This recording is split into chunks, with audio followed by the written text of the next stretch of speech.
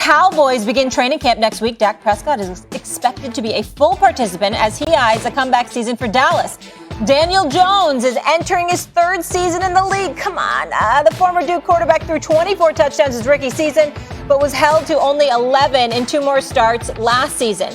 It's Fitzmagic time in Washington as Ron Rivera and company turn the veteran to this offseason. Fitzpatrick is entering his 17th season in the league, and this will be his 8th team. And after trading Carson Wentz to the Colts this offseason, the Eagles are likely to hand over the offense to Jalen Hurts. In 4 starts last season, Hurts totaled 8 touchdowns but has 5 turnovers. Marcus Spears back here with us.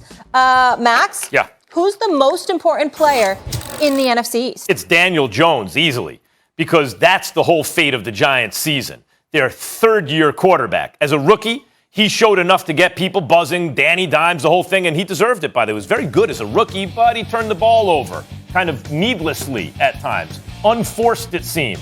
And then his second year, he had an injury to his lower extremity, so he couldn't move around. Didn't really develop in year 2, but there was good reason for that. No Saquon Barkley. An offensive line, Andrew Thomas, was started slowly. And then what I just mentioned. So now we're in year 3. But what does he have at his disposal? Guys, they brought in Galladay. They drafted Kadarius Toney. They brought in Kyle Rudolph to supplement Evan Ingram.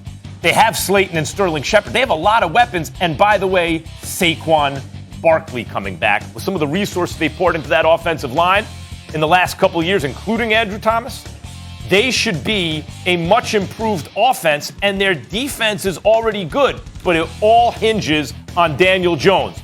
Quarterbacks frequently take that developmental leap in year 3, especially given year 2, the way that went down. There's good reason to believe he can do it, and if he does, the Giants will win the division. The Cowboys don't have a defense. Washington doesn't have an offense. Philadelphia is a mess. If Daniel Jones performs and develops, there's a good chance that happens. The Giants win the NFC East.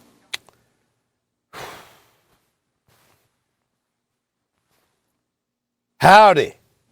How do? You know, Marcus Spears, that guy, Stephen A., my buddy Stephen A., just went down. He went for a little bathroom break, so a little Southern Steve is showing up in the house right now. And I got to tell you something, Marcus Spears, Pastor Spears, you understand, T.D. Jake's brother. Let me tell you something, Pastor Spears, right now. As I thought about this, and I really inhaled this, Max Kellerman, this is the thought that came to my mind. I know y'all thinking, I'm thinking that Dak Prescott, right? And this little hip action and all of that other stuff. You know what I'm saying? Looking like he's trying to audition for Dancing with the Stars. I know y'all thought I was thinking about Dak Prescott, didn't you? But I got news for you. No, I'm not thinking about any of those quarterbacks in that NFC East. You know what I'm thinking about? The running back. And that would be Ezekiel Elliott. Now, why would I say such a thing, Marcus Spears? Why would I say such a thing, old Southern Steve? I'll tell you why I'm going to say that, Marcus Spears. Do you know that last year, Ezekiel Elliott only had about 244 carries? Now, the only time in his career in the National Football League that he has had less than 300 carries in a season was the year he was suspended for those 6 games. Other than that, every single year, 322 carries as a rookie, 304 carries his 3rd year, 301 carries his 4th year. But last year, in 15 games, only 244 carries. And let me tell you something right now. If Ezekiel Elliott ain't running the football, that puts pressure on that old recovery from injury Dak Prescott to go out there and throw that football more. That you're asking him to drop back to pass. You're asking him to rely on that offensive line to protect him. You're asking him to just fling the football all day. And you know when it's an accident that needs to be waiting to happen, and the Dallas Cowboys are looking to make that happen, it's usually with them throwing that football. So let's be very, very clear. That running game is very, very pivotal to the success of the Dallas Cowboys, which comes down to Ezekiel Elliott. Are you going to fumble this time? He fumbled a little bit more last year than he had at any other time in his career. You know that, Marcus Spears. You know that, Marcus Spears. He did fumble that football. And oh, Zeke by the got way, paid and wasn't Zeke anymore. when I look at him, he averaged better than 4 yards a rush every single year. Last year, it was at 4.0. He didn't rush for 1,000 yards last year, only 979 yards rushing.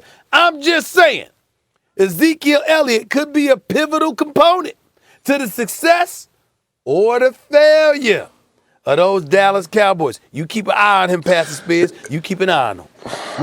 All right, man. I heard enough. And both of y'all, for the sake of this show, I understand it. I get it, fellas. Like, I know. And I know in Mac's heart of hearts, he think Daniel Jones is the most important player. Stephen A. Lyne, he don't think Ezekiel Elliott the most important player. Dak Prescott the most important player. And y'all know damn well that that's the key to this division. Because when we saw, I'm gonna start off the field first. I'm not even gonna talk about Dak playing the position. Mm-hmm. Do we not remember the response of the Dallas Cowboys when they saw Dak Prescott laid out on the field? Yeah, do y'all not remember the conversations that followed about how important he was to that team as a leader, as a guy? I'm not even talking about playing the game yet. I'm talking about how that team responded when they saw Dak Prescott. And everybody on television, including both of y'all, was talking about, see, that's why you should have paid the man the money. That's why he's more important. Stephen A., for 2 years, I heard you talk about Dak. Everybody went crazy when he missed practice, and he does everything right. He's the perfect guy for the Dallas Cowboys. The bottom line is this.